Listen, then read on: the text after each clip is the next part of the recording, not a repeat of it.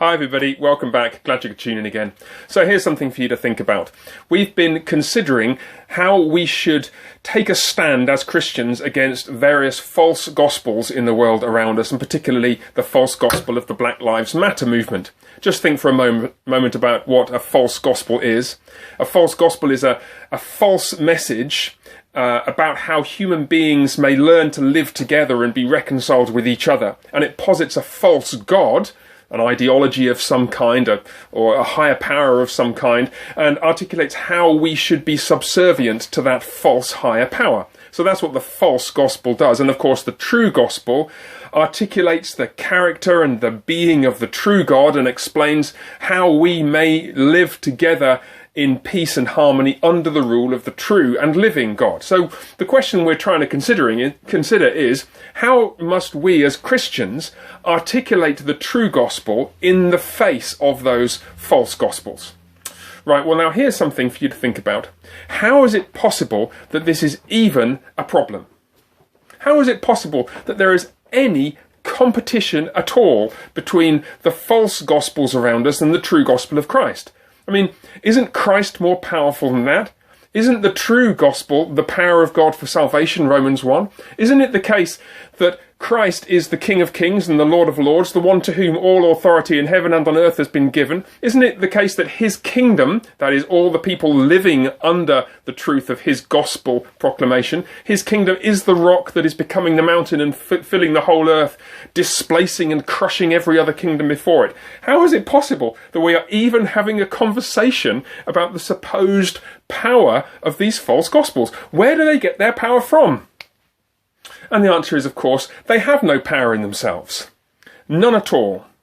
The power they have over the Church of Christ is obtained simply by causing the church to fight against itself. You may remember that in the Lord of the Rings, there is a famous moment, and it's captured brilliantly in the film version, at the Council of Elrond, when Boromir, the brave and courageous though fatally flawed man, stands up at the council and he says, "Why not use this ring? Long has my father, the steward of Gondor, kept the forces of Mordor at bay. By the blood of our people are your lands kept safe," he says. And then he says, "Give Gondor the weapon of the enemy. Let us use it against him." And of course, you all know exactly what happens next. Aragorn, the wise man who is destined to be king, says, "You cannot wield it. None of us can.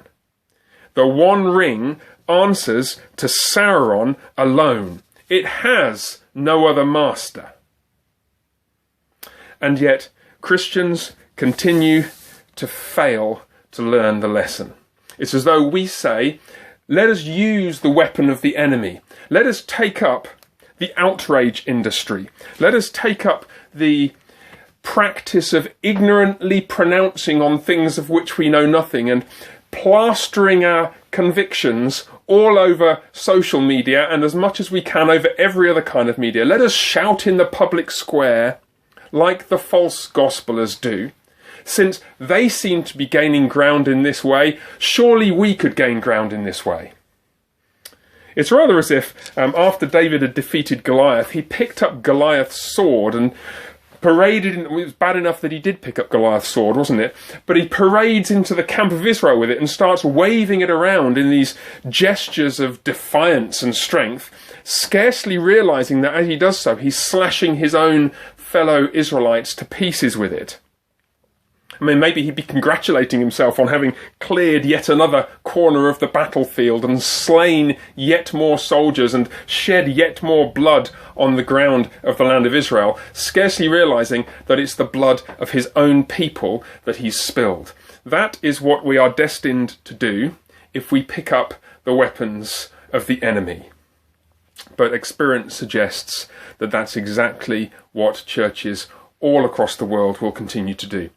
What happens, in effect, is that the devil mobilizes us against ourselves. It's rather like an immune reaction run out of control.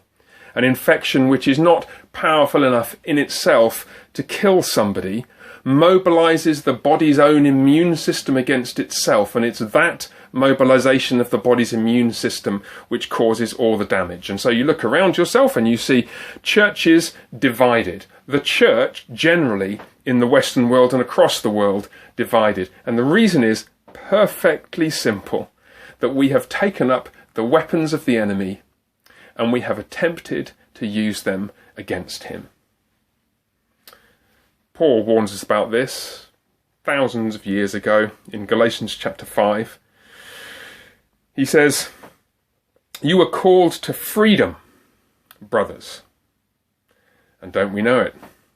Isn't it the case that we know that we are called to freedom and we cry freedom and we long for freedom? Only, he says, do not use your freedom as an opportunity for the flesh, but through love serve one another. For the whole law is fulfilled in one word: you shall love your neighbour as yourself. You see, that's the weapon of Christ.